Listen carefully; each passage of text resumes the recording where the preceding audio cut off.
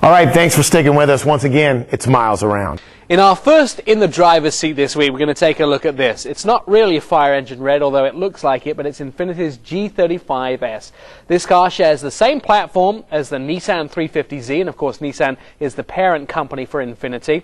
It was Motor Trend's Car of the Year when it came out in 2003, and it's all new for 2007. Dennis, let's take a look inside the G35S. Nick, by the way, it's garnet ember red.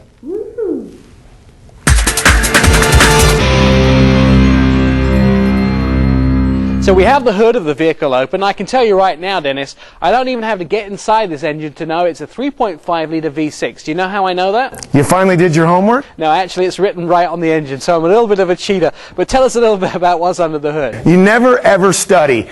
Formerly, it's known as the VQ35HR. It has 306 horsepower. Now, the HR on the end is a brand new motor. It's been designed for higher revolutions, hence the HR. Now, the little motor behind me is the little motor that could. It's 7,500 RPM redline, and it will deliver all 306 of those horsepower. It's independent suspension front and back. Now, the interesting fact is all of the suspension pieces are actually made of aluminum alloy. Why is that important? Because it reduces the unsprung weight and makes the car handle better. Of course, massive disc brakes front and rear give it excellent braking, and of course one other thing that they add in is front and rear sway bars, so the car handles with a great balance. Inside, mechanically, it's got a 5-speed paddle shift available automatic transmission. In the back, one little last tidbit is the viscous coupling limited slip rear differential. And what that kind of does is keep you away from what was known from the old school as a one-wheeler peeler. Now, when you talk about times, you want to talk about 0 to 60. 5.2 seconds, 0 to 60. And if you want to push the entire limit of this car,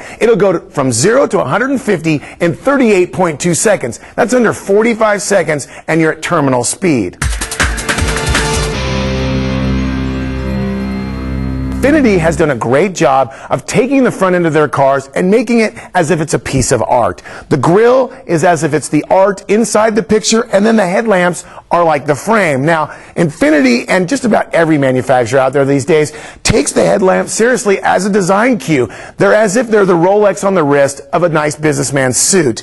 A little bit more about the wheels we talked about earlier in the show are these 18-inch aluminum alloy wheels. Again, unsprung weight adds to better handling, but basically they're just good looking and not really a necessity to change, which is one of the first things people do with vehicles.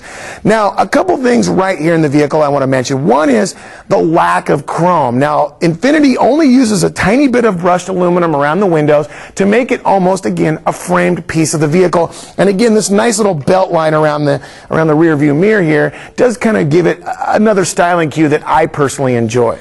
They also look at the body lines here. This is really nice, and it also has this fake sill down the bottom. Now, I kind of like that because it looks like the car comes with a body kit. If you notice these cars, or a lot of these cars in this category are going keyless, and there's a keyless door handle here, you can just push that rubber stopper and it actually unlocks the car if your key is in your pocket or you're in the vicinity of the car.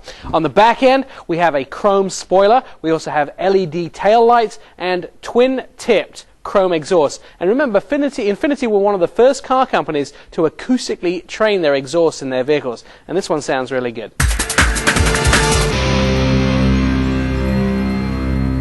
Let's talk about the interior of the car. One of the first things I noticed, Dennis, is that this rear door opens to 80 degrees. Easy to get things in and out of the vehicle. Let me jump inside here. Just in case you didn't know, that's called ingress and egress for even guys this size. How do you fit back there? You know, it's quite comfortable for me back here. I've got plenty of room, and my feet actually are not pressing against the seat. But I'm only 5 feet tall. I wouldn't like to be 6'3" in the back of this car. It might be kind of tight. However, the seat's very comfortable. It's easy to get the seat belt, and I've got plenty of room, and I can see all the way around the vehicle. Well, maybe I'll jump in the front and we'll see how everybody fits.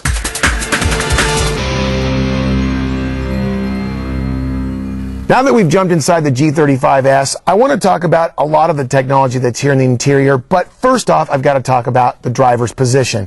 8-way driver adjustable seat with multi-lumbar adjustments makes it so I would have to say there is almost an infinite amount of positions or any way that anyone cannot become comfortable once they sit in this vehicle. The steering wheel is a nice thickly padded leather covered model. It has an intuitive way that your hands fall where the supports are and to the paddle shifters that we talked about in the performance section of the vehicle. And it's just the way that with the use of a compact airbag, all the stereo controls, cruise control options, the phone, everything falls right at your fingertips. Infiniti does a great job of making this interior intuitive to the driver. It makes it easy to be comfortable in, and it just kind of wraps it up as being a great luxury vehicle.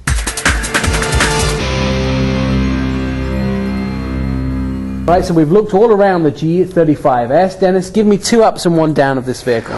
Well, the ups are easy and the down is a little bit of a disappointment. The ups are the fact that this is the 350Z for someone that wanted a luxurious car with 4 doors in the back seat. The other up is just that new HR motor from Infiniti. I mean, it's just absolutely a powerhouse. And the downs are that.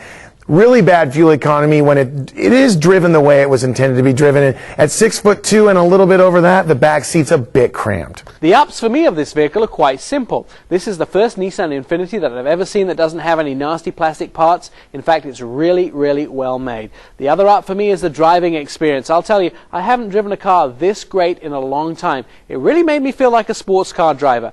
One of the downs for this vehicle is the price.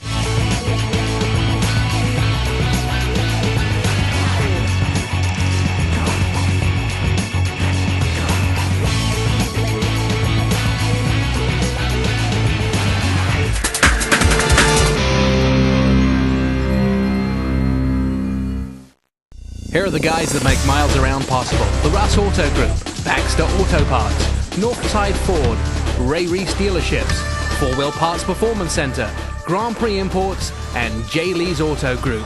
Thanks, guys.